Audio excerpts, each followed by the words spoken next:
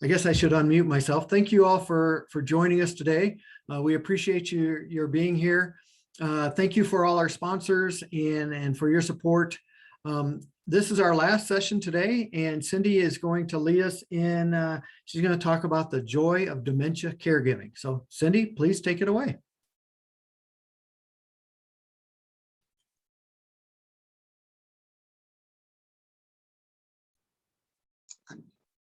There we go. Am I unmuted now? You're good. Perfect. My husband's been trying to mute me for years. Good afternoon, ladies and gentlemen. I am very excited to be here. This is an opportunity that is very near and dear to my heart. I have been part of the Caregiver Conference for many years in the past, and my favorite presentation has always been this one, The Joy of Dementia.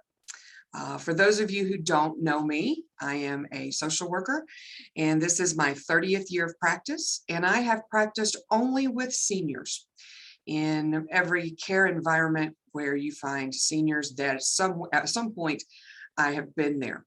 For the last 13 years, I have been working with home instead senior care, helping seniors stay at home and stay in the care environment that they wish to live in. So that has been an absolute joy. Part of what makes that happen is an understanding and a real appreciation for the joy of dementia. And I get a lot of funny looks when I talk about this conversation because people can't really understand why I would think there would be some joy in dementia, when in reality, there's a lot of joy in dementia. Part of the joy of dementia is giving you an opportunity to relax some expectations and easing of the rules and the norms, the things that we used to have to, we always thought we had to do this because. I had a lady come up to me one year and she said, you know, I heard you speak last year and you saved my life. And I said, I did what? And she said, yeah, you told me that my grandmother didn't have to sleep in a nightgown. And I remembered immediately what she was talking about, because she was sharing with the group how that she and her mom had a nightly battle over getting out of her day clothes into night clothes, and that her mom did not like changing clothes. Her mother wasn't entirely trustful of changing clothes. And I said, you know, I looked it up in the book, and nowhere in the book does it say that you have to wear pajamas or a nightgown to go to bed. She can even sleep in the nudie if she wants. But nobody needs to fight that battle before they go to bed. So as long as she's warm, then let her sleep in whatever, even if that's in the clothes that she's worn all day. And part of that is the joy of discovering that we don't have to do things anymore. Some things we can choose not to be a battle. One of the challenges that we have is sometimes taking medicines. We all know how much our folks with dementia love to take pills. And I went to a client's house the other day, and we were looking at all of her medicines, and she had a whole lot of them, and some of them were like big horse pills, you know, the ones that are like this big. And I said, what is this pill here? And the daughter said that it was calcium. And she said, you know, my mom has a really hard time swallowing that. And she goes, it's a constant argument to get her to take this pill. And I said, how old is your mom? And she said, she's 97. And I said, you might think about talking to your doctor about whether or not she really has to take the big horse pills anymore. Because maybe at 97 with severe dementia might be the time to say we don't have to take the big old pills. And that's one less battle. Speaking of battles, now is the time you get to pick the battles, the ones that really matter, the ones that really make a difference. It's hard for us as caregivers to think about what battles really absolutely make sense. I had a client one time who she enjoyed the opportunity of sneaking out in the house on a little bit on the naked side. And the neighbors were all very understanding, but it embarrassed her daughter to death And when she'd get her back in the house, she would try to tell her mother that she couldn't do this anymore. And, everything that this was embarrassing to the neighbors, et cetera, et cetera. And I said to her, I said, if you can just figure out how to keep your mom warm, whether she goes out in a nightgown or she goes out buck naked, nobody really cares. No one's going to call the police and send her to jail. And picking the battles, it does make a day different. A lot of caregivers discover that the battles that really need to be fought are battles of dignity and comfort. And not just for the person with dementia, but for the caregiver as well. If it isn't going to make a big difference, then maybe it doesn't absolutely have to happen. We're always taught as adults that we need to fight the good fight, we need to do what needs to be done, and that sometimes the path of least resistance is not always the right way to do things or always the right way to go about things. When you are taking care of an individual with dementia, the path of least resistance is no longer the chicken's way out. The path of least resistance makes you brilliant. Because when you can discover a way to accomplish something that really does need to be accomplished, if you can find a way to do it with less grief, you're no longer considered, meek, you're considered brilliant. Because when you can get someone with dementia to do something that you desperately need them to do, it really doesn't matter how you get them to do it. This is finally the place and time where you can go back to bribing with ice cream. For whatever reason, ice cream seems to be the magic food that you can bribe people to do things. As soon as we finish this, we'll go get some ice cream. Now, you better hope you've got some ice cream in the kitchen or you're going to be in trouble. It's one thing that I've noticed that folks who have dementia don't forget is when you have promised them ice cream shortly. You better cough it up. Our society is finally coming to the place where we're starting to accept a lot of things. If the folks that go to Walmart can go in their pajamas, then so can your mom. If she's in a mood and you need to go pick up something at the store, if your mom's still in her pajamas, as long as everything's covered up and she's warm, they do it at Walmart all the time. And they make funny videos out of it. So there are things that happen that don't tend to get quite as much, people don't look at it askew quite as much as we used to. Things are more acceptable than they ever were. So, the path of least resistance just makes sense for a caregiver who's caring for someone with dementia, because the truth of the matter is that you're only stressing yourself out and stressing them out. And the question is, does this really matter? We have a constant issue around taking a bath, and that tends to cause tons and tons of nightmares and tons of complaints. And folks don't want to take a bath. And I think there's a lot of reasons why folks don't want to take a bath. For instance, there's a very short list of people who I'm interested in seeing me naked and getting me wet. And I think the most vulnerable that we are as human beings is when we are naked and when we are wet, because we have no real ability at that point to protect ourselves. So, of course, someone who is struggling with dementia is not going to be keen on taking off their clothes and getting wet. The other thing that we don't know is how that the brain that is struggling with dementia interprets the sensation of being wet.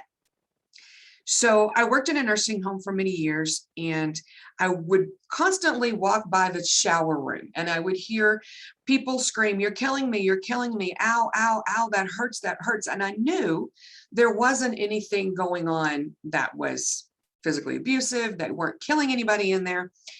And then when my grandmother developed dementia and I started caring for her, we talked about how that taking a shower for her was actually an uncomfortable, almost painful experience. If you've ever had a really bad sunburn and you've gotten into the shower and the shower is kind of beating down on your skin, it doesn't necessarily feel really good. And I wonder sometimes if that's not the way that our folks with dementia may have their brain interpret the sensation of being wet. Because we know that there's not a lot of middle ground when the brain is interpreting sensations as the dementia progresses. So I think there comes a point in time when it either feels good or it feels bad. Either it's something that makes me happy or it's something that makes me mad. And there's not so much middle ground in between. So trying to find a way to stop the screaming when you think about the showers, I started asking questions like, prove to me this person is really dirty.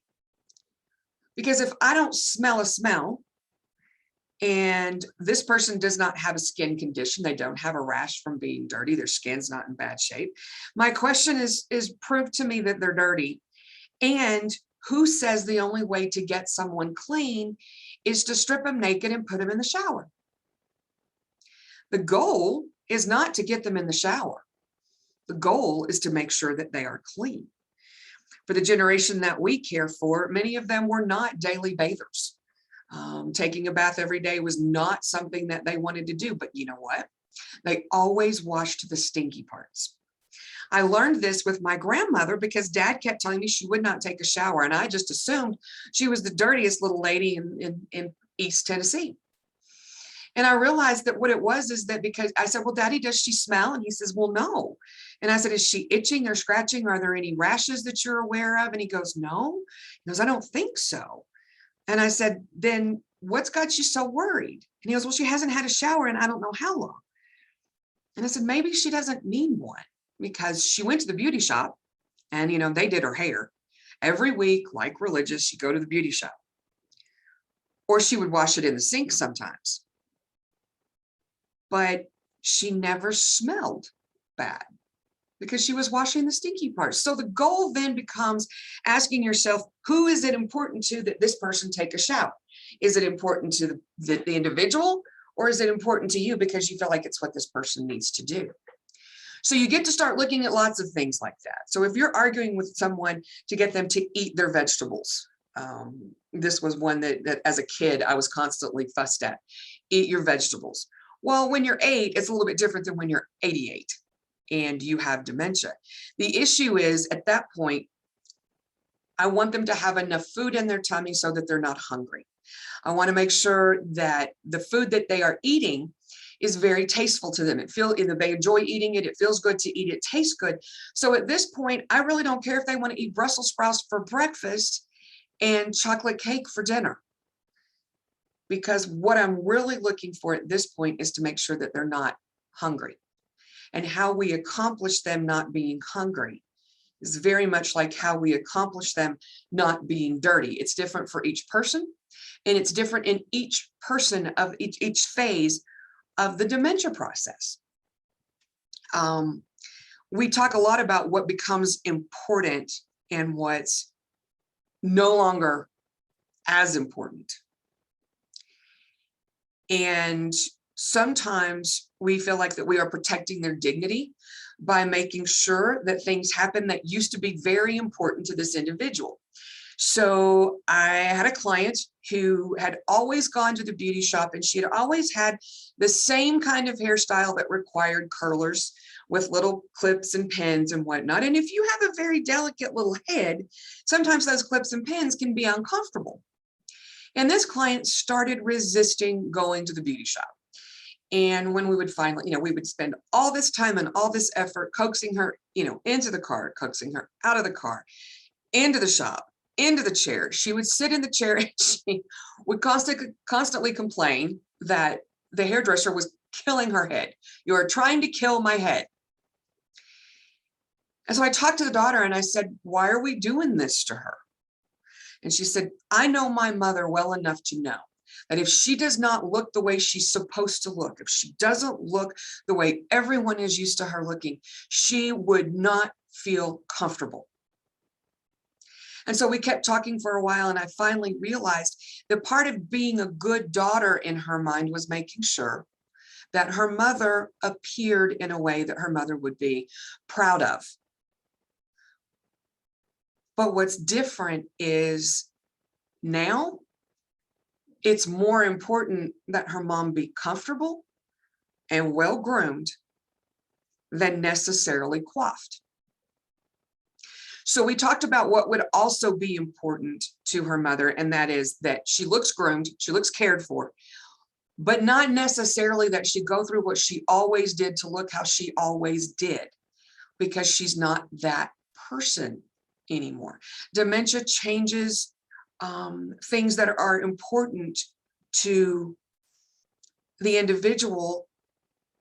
And as caregivers, sometimes it's hard for us to keep up with what becomes important.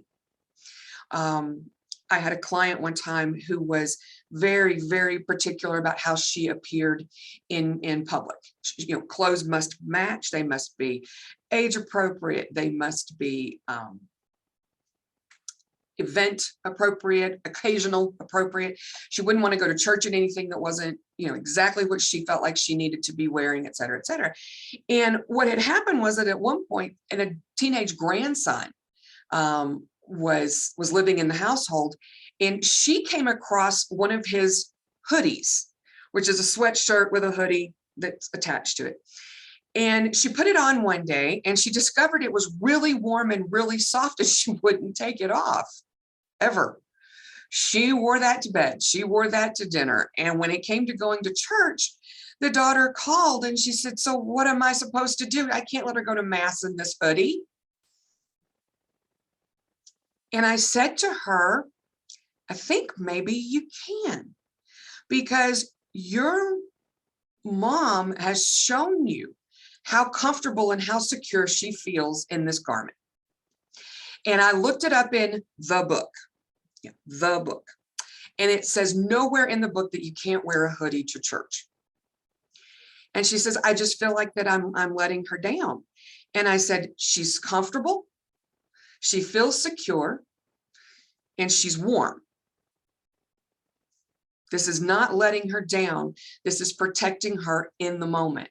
Because that is one thing that dementia does. It shows us the value of the moment, because what mattered yesterday might not matter tomorrow, and it may not even necessarily matter right now.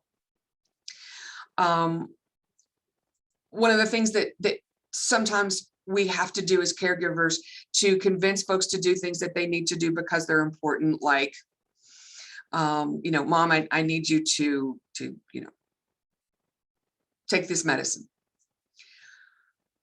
"Well, I don't want to take that medicine." "Well, I know you don't, Mom, but this medicine, it's for your pain. It's to make you stop hurting as bad." And sometimes we have to tell the little white lies about these medicines. We had one little lady who, she was hypothyroid, and she needed medicine every morning for her thyroid. And when her thyroid got out of balance because she wouldn't take her meds, things got kind of testy. And so I told her daughter, I said, "Have there ever been any medicine that she was 100% anxious, willing, and ready to take?" And she said, "Yes, she'll take anything if she thinks it's a pain medicine." I said, "Then tell her that's a pain pill." And she goes, "I can't lie to my mom." And I said, the good news is you're not lying to your mom. You're going to the place in your mom's reality that she can accept what she's being told. That's not like lying to your mom when you're 10 and that it wasn't you that broke the window. Because what is a lie to us often is not a lie to the person that's struggling with dementia. Because if that person, and I use the example, if you're sitting in a room and you're wearing a black sweater, and someone comes in and says, "What a beautiful pink sweater you're wearing," and you look down and you're going, "This is a black sweater," and they go, "No, no, no, it's a beautiful pink sweater," and you're going, "Something happened, did you flunk kindergarten? Because this is a black sweater." And that person continues and continues to try to convince you that the sweater you are wearing is not black. And you can look down and you know darn good and well, this is a black sweater because you're looking at it, you're experiencing it, it is a black sweater. Well, the challenge is this. To a demented individual, their reality is just as real to them in the moment as your reality is to you.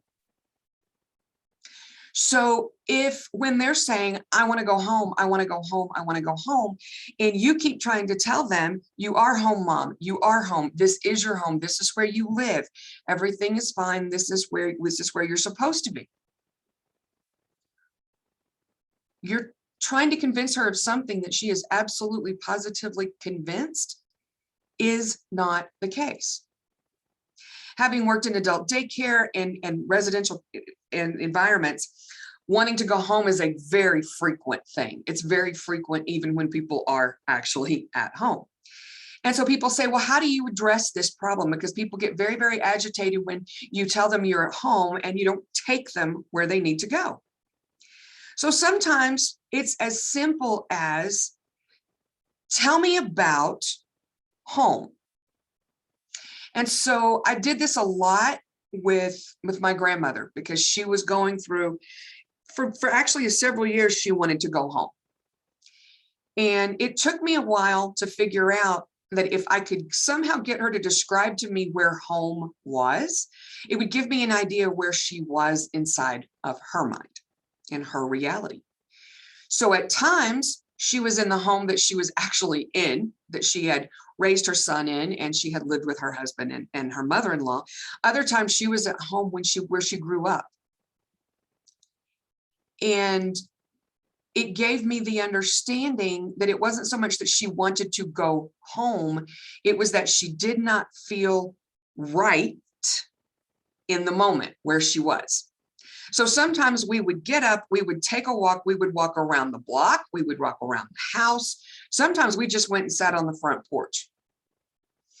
And I figured out after a while when she needed to go home, that what she was really searching for was she needed to do something. Because as adults, when something isn't right, when we realize something doesn't feel good, something isn't right, we do something about it. And so when you listen to folks that have dementia, oftentimes their concerns center around doing things, taking care of their children. My husband's on his way home from work. I need to cook dinner. I need to get home and get my children off the bus. I need to go to work. Whatever that situation is, it is often something that needs to happen. So what I try to do is work with that individual to give them a feeling of something is happening, whether it is, let's go put on a jacket, it's cold outside, instead of we're not going home, mom, you're already here, well, let's go find a jacket, let's put something on because it's cold outside. Or it's a long trip, let's eat something first. We had a little lady lived here in Albuquerque, and she had come here to join her children from New York City. And she kind of felt like that Albuquerque was a bit of a poor excuse for New York City. And she wasn't convinced that she wouldn't be better off in New York. So every single night, she would demand to pack her bags and go to the airport and fly home.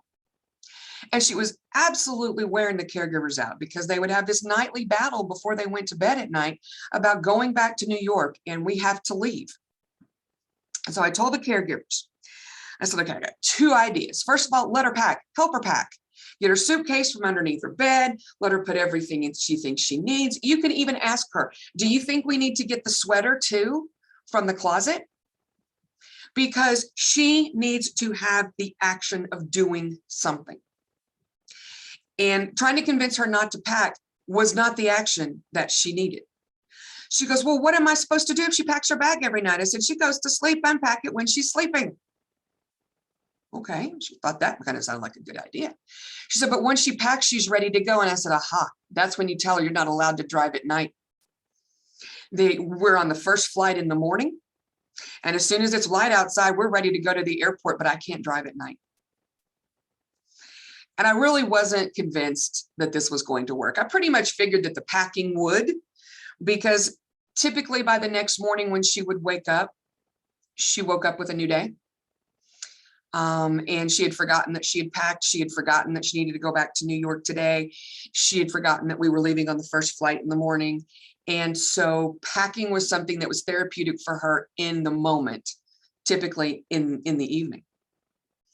And I asked the caregiver, I said, did she ever get up in the morning and go, okay, I'm ready to go to the airport? And she goes, no, she never did. It's living in the moment, living and ministering to the need of the moment. And oftentimes it's the need, it's ministering to the emotion or the need, as opposed to it's time to go home. I have to leave now. I have to go home. So to me, that's a hint that we need to do something. We need to go. And whether that going is to the front porch, whether it's around the block, sometimes it is getting in the car and going for a drive.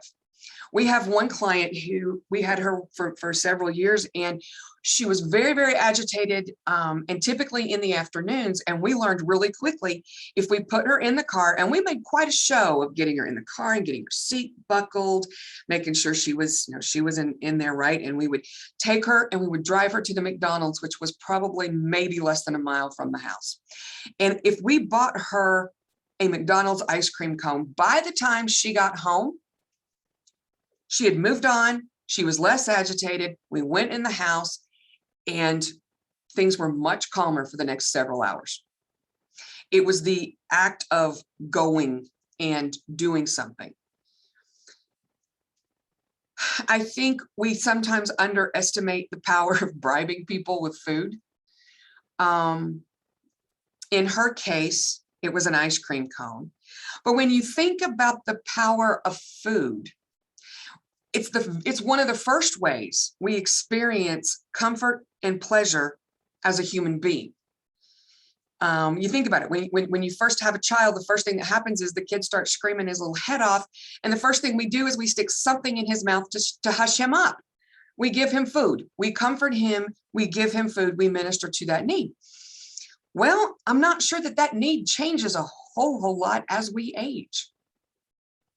So when I am able to say to a family member, say to a caregiver, you know what, if the only way you can get her to take her medicine is say, for every pill you take, I'll give you 2 bites of ice cream, then give her 2 bites of ice cream for every pill that she takes.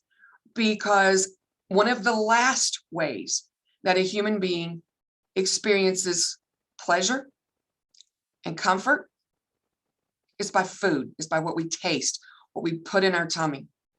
And sometimes that is the easiest way to change the moment, because sometimes you're not going to be able to stop the need, but if you can change the emotion, if you can change the moment, you break the cycle of what's happening right then, what's upsetting them right then, what they need right then. And one of the quickest ways to do that, in all honesty, is with food. We had a client, and maybe I shouldn't tell this story, but longtime smoker,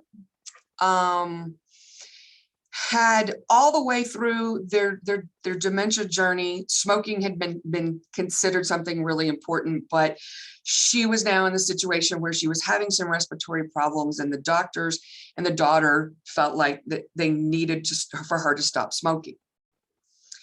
And so I sat down with the daughter and the granddaughter, and I said, tell me what we hope to accomplish at this stage in her life by stopping smoking.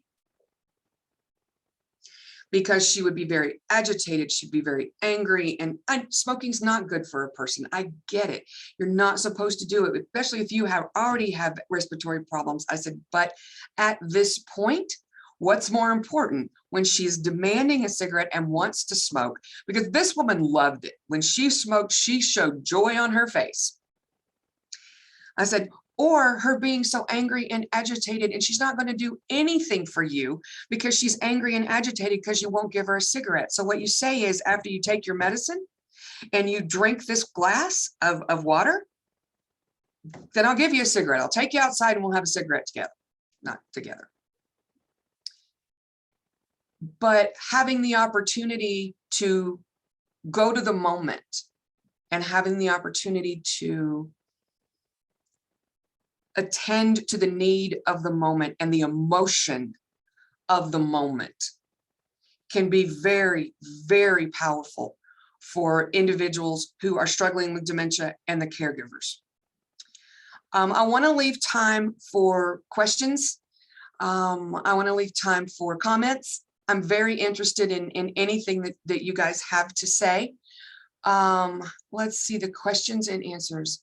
Do you have any tips for getting them to drink water? Okay, you just made my whole day. Let me tell you what I think on that one. I don't have the most popular opinion on this, just in case, let me clarify that now. My feeling is when you are of advanced age, you're in advanced dementia, you're trying to keep them hydrated because we know the price of dehydration. My issue is, why does it have to be water that this person drinks? We know that water is the most difficult fluid for the human body to swallow anyway, because unless you're drinking Albuquerque tap water, it doesn't have a flavor. So there's nothing to trigger a really strong, hearty swallow in those swallowing muscles because there's no flavor. The other thing is, water's the thinnest liquid that exists.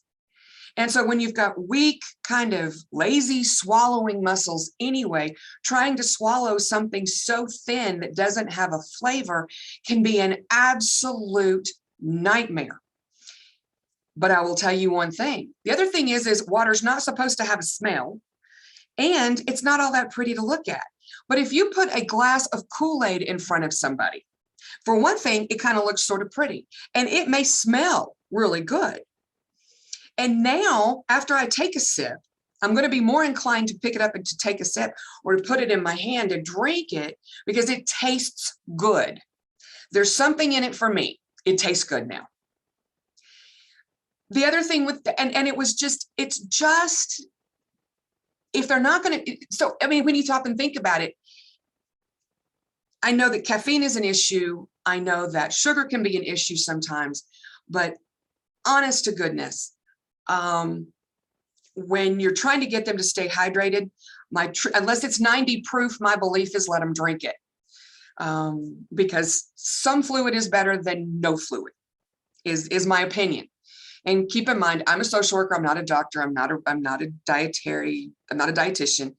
I'm just one of those that's just trying to keep them out of the ER for dehydration. And at that point, I'm kind of like, you know what? Let's go for it.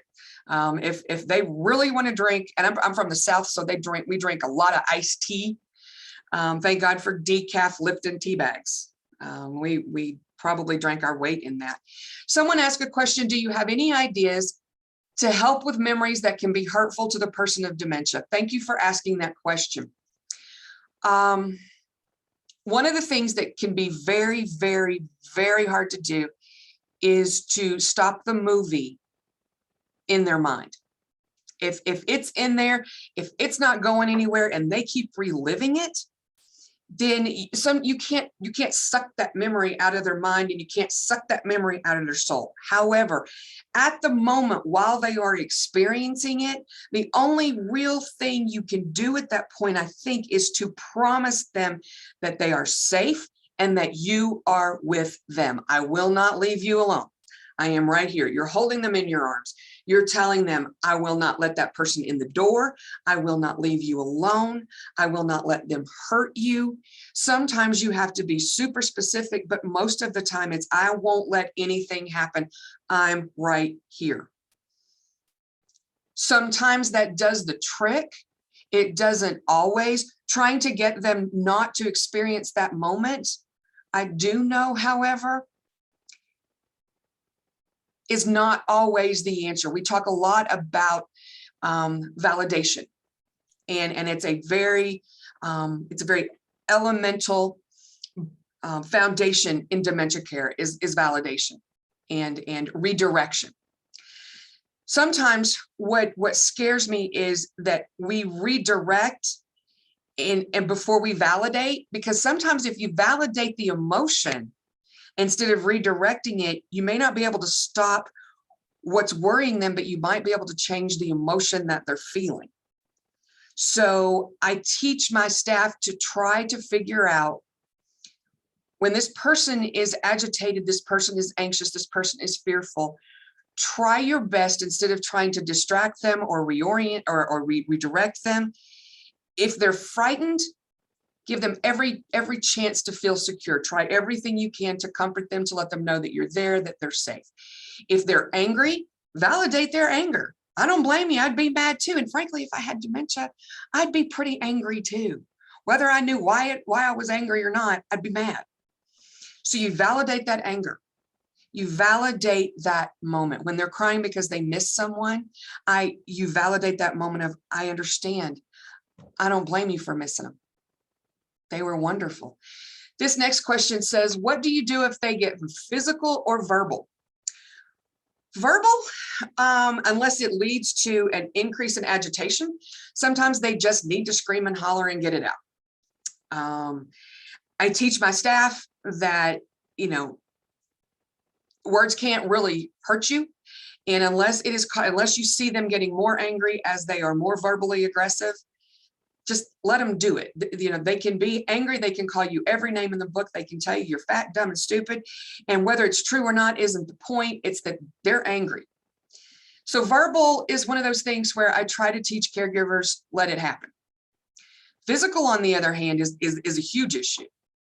And one thing that's super important that I teach my caregivers is the 10-foot rule. You back off 10 feet, because we tend to get physical when we feel like we are being threatened. It's that fight or flight response that we have as humans. And typically, if somebody feels like that they are being threatened, or if they feel like that they are helpless to protect themselves, if they feel like that the situation is very volatile, then we're going to lash out. It is very much a human emotion. Back up. I teach my caregivers, keep in sight, do everything you can to make sure that they are safe, but don't try to intervene. Don't try to stop it. Just the crux of the matter is that if nobody is going to go to jail and nobody is going to bleed, it's probably okay to let whatever needs to happen, happen. When you stop and think about it, things get bad, things get worse when we try to stop something from happening, or we try to force something to happen. We keep bugging, we keep talking, we keep trying. And when we let it happen, sometimes it's very, very organic.